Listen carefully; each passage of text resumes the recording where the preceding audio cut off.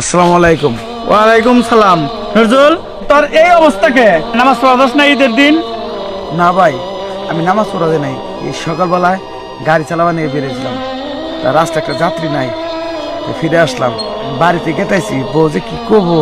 কস কি তুই ঈদের দিন নামাজ পড়স নাই, বাড়িতে বাজার ঘাট করস নাই? না ভাই, টাকা পয়সা নাই, বছরকার দিন সেমাইও কিনতে পারি নাই ভাই। আচ্ছা, তুই তাহলে আমার এই কথাটা আগে বলবি না? আচ্ছা যাই হোক, তুই বাড়িতে যা, যাওয়ার পরে দেখ কি অবস্থা। যদি কিছু নাই আনতে পারস, তুই বাড়ির থেকে আইসা আবার আমার সাথে যোগাযোগ কর, আমি তোরে ব্যবস্থা করে দিতেছি, ঠিক আছে? আচ্ছা ভাই। আচ্ছা যা বলি। আমার ঘরে সেমাই চিনি রান্দা হইল, আর আমার ঘরে কিচ্ছুই হইল না। প্রতিদিন এমন করে, আজকে একটা বছর একটা দিনে এমন করলে হয় কি? মোবাইল আবার কিনলাম কি?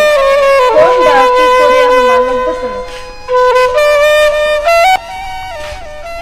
এইটা আইছো তুমি, তা তোমার হাত খালি তো সেমাই চিনি খেয়ে। হাত খালি সকালবেলায় তো স্ক্যানে বাড়াইলাম, সারাদিন কত দয়া করলাম, একটা যাত্রী পেলাম না।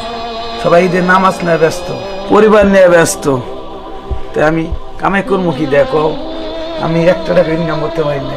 এই জন্য জিনিস আমি কিছু আনা হয় নাই। শোনো, আচ্ছা শোনো, আমি একটা কথা বলি। হ্যাঁ বলো। তুমি তো আমার সারা জীবনই কষ্ট দাও, বছর একটা দিন তোমার কাছে আমি বেশি কিছু চাই নাই। আমি একটু সেমাই চিনি খাইতে চাইছি তোমার কাছে, একটু সেমাই তুমি আমারে খাওয়াও না। তুমি মন খারাপ করো না। এইটা বুঝলাম, মন খারাপ করতাম না। তুমি বছর একটা দিনে একটা সুতো ফোন তো আমারে দাও না। তোমার কাছে একটা আবদার করলাম একটু সেমাই খামু, তুমি তাও আমারে খাওয়াইলা না।